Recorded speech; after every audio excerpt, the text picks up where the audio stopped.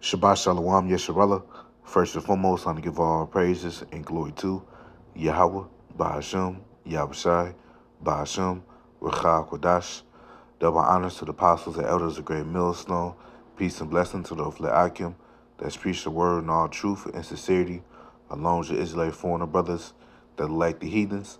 But the line of outside goes back to the nation of Israel, which the nation of Israel, a so-called Negroes, Latinos, and Native Americans, through the prophecies and curses of Deuteronomy 28 chapter and throughout the Bible. So this is brother Yakar Amak with the lesson, and today's lesson will be entitled, It's All About the Elect. You know, the elect men of Israel, you know, and also known as the Israel of God, also known as the 144,000, as you read in Revelation the 7th chapter. 12,000 from each 12 tribes of Israel. And I just want to go into it in Lord willing, you brothers and you sisters out there be edified through the spirit and power of Yahweh by Shemel Shai. And before I go into the lesson, I looked at the word elect on the online etymology dictionary. It says elect. It's a verb from early 15th century to choose for an office, position, or duty. From Latin electus, which means to pick out, choose. From X out, ligere, to choose, So to choose out, to pick out, and that's what the heading father Yahweh did from the very beginning, because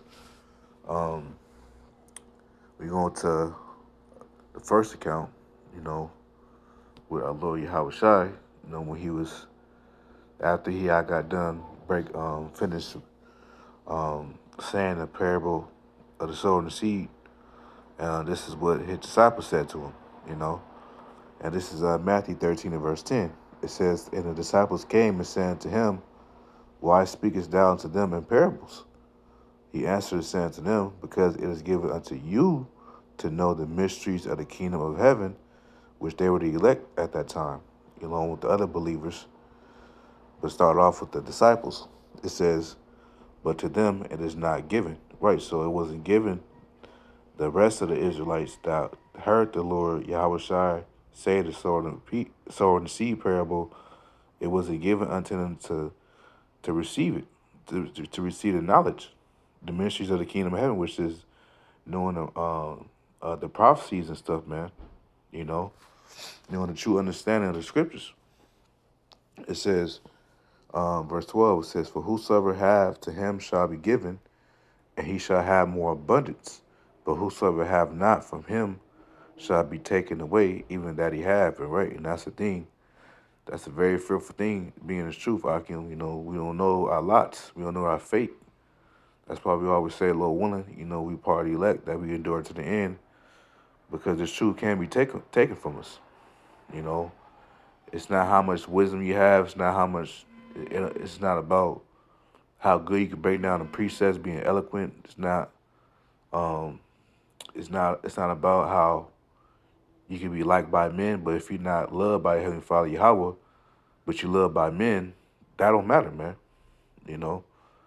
And apostles always speak about, as men and in truth, that, a lot of people like them, but their Heavenly Father didn't like them. So that's why you always must fear.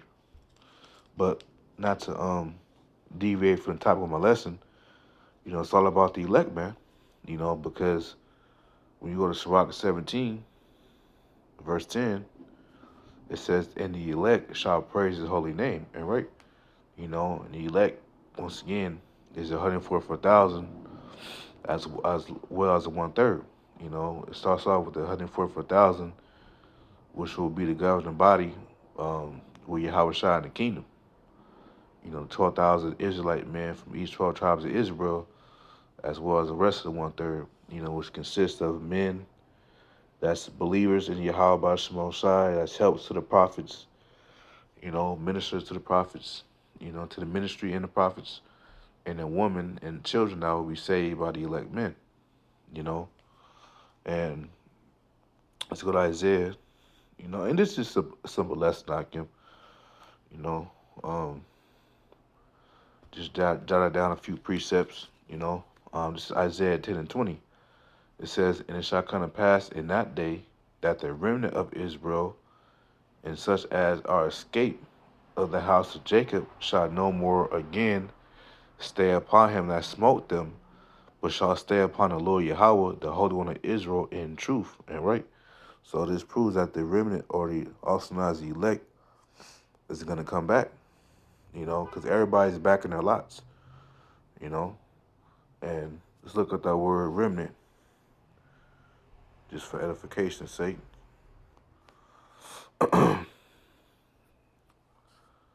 Remnant, it's it's from the Hebrew word sha'ar, which means rest, residue, remnant, remainder, right? Because the Lord's going to purge out the rebels from the nation of Israel, which are the 2/3 of Israel. So the remainder are the elect that the Lord loves, that our Lord Yahweh is going to come back and save. And he even said it himself, that he's going to come back and save the elect. Lord, when we get that precept next. And it says, "Shall no more stay upon him that smote them," which Esau was the one that smote us. He refused to let us go. He smote us by way of, having us in slavery, having us being subjugated under him by way of his unrighteous decrees, and by way of documentation, you know. Let's look at that word stay, but mainly going to slavery, Stay, it's from the Hebrew word sha'ain, which means to lean on, trust, and support. Right, so the elect is not going to no more trust in the one that smote them, which is Esau, their oppressor, because they're going to come to an understanding that their oppressor, Esau, has always been, he's always been there for their downfall, not for our upliftment, man. And just one thing to prove that Esau has always been, he always wants us down, is the fact that he never told us who we were. He stole our nationality, our heritage, which that's wicked, man.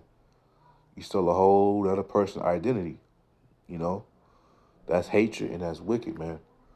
So that alone proves that, Esau is the one that smote us, you know.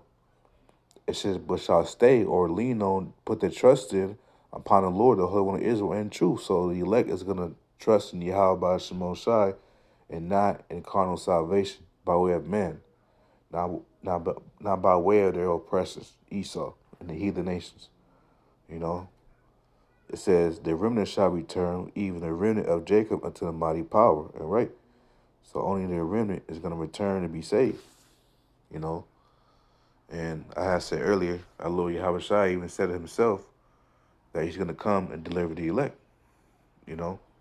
Because what the scriptures talk about that, what the Lord said in Jeremiah 5:26, this is why the Lord is not delivering all of Israel, This is Jeremiah 5:26. It says, "For among my people are found wicked men. They lay wait as he that set up snares, they set a trap, and they catch men." So Jake is all about catching their own people up, man. Finessing their own people.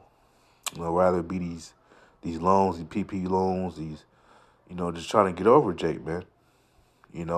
So that's why the Lord is not going to deliver all Israel, because among his people are found wicked men, which are the 2/3 of Israel, the undesirable Israelites that refuse to repent, that refuse to come back to their power, even though they have been told, they have been warned by the prophets. So now their blood is upon their own head, and they ain't gonna get destroyed without remedy. You see? Now let's go. I had said earlier, I don't want to forget, that Yahweh Shai even said himself that he's gonna come and deliver the elect by way when he come back on the chariots of Israel. This is Matthew 24:30. It says, "And then shall appear the sign of the Son of Man in heaven, which is Yahweh Shai. And then shall all the tribes of the earth mourn, and they shall see the Son of Man coming in the clouds of heaven, which are the chariots of Israel, with power and great glory. And he shall send his angels because the angels are the ones that drive the chariots, so-called UFOs, with a great sound of a trumpet, and they shall gather together his elect from the four winds, from one end of heaven to the other. And the winds is north, north, south, east, and west, because the whole nation of Israel, we have been scattered as a nation throughout all nations, throughout all countries, through the different captivities and stuff. So we are everywhere, you know, hence the Israelite foreigners, and what I mean by Israelite foreigners for the newcomers, that if you come across this video, the Israelite foreigners are Israelites that may look like the heathen nations on the outside appearance, but they have a spirit of an Israelite. Their lineage on their father's side goes back to them being an Israelite. Because it's not about how you look; it's about the seed line, your spirit.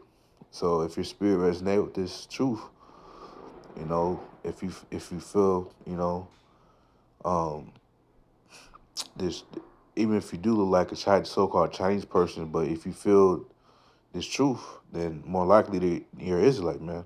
Because it's not, like I said, it's not about how you look. It's about the spirit, the seed line, you know. So if your spirit resonates with the truth, then you may well be an Israelite, even if you look like a Chinese person, or a so-called white man or a white woman, or Samoan. It's not about the looks, because we're spiritual, you know. And the last precept, but not least, which is a lot of precepts on the elect, but these are just the ones I chose, for this lesson. This is Isaiah 1 and 9. It says, "Except the Lord Yahweh of hosts had left unto us a very small remnant," which is the elect, "we should have been as Sodom, and we should have been like unto Gomorrah." And we understand in history that Sodom and Gomorrah was destroyed. So if it wasn't for an elect, then we as a nation, we would have been completely destroyed, man. So, Thwadi Yahweh Shemel Shai for preserving the elect to always come back in their lots to serve him in spirit and truth and teach the word, man, to their fellow Israelites. Because if the Lord didn't do that, man, we would have been completely destroyed. So, yeah, I can just want to make a list on that. It's all about the elect. Lord willing, brothers edified. And until next time, Shalom.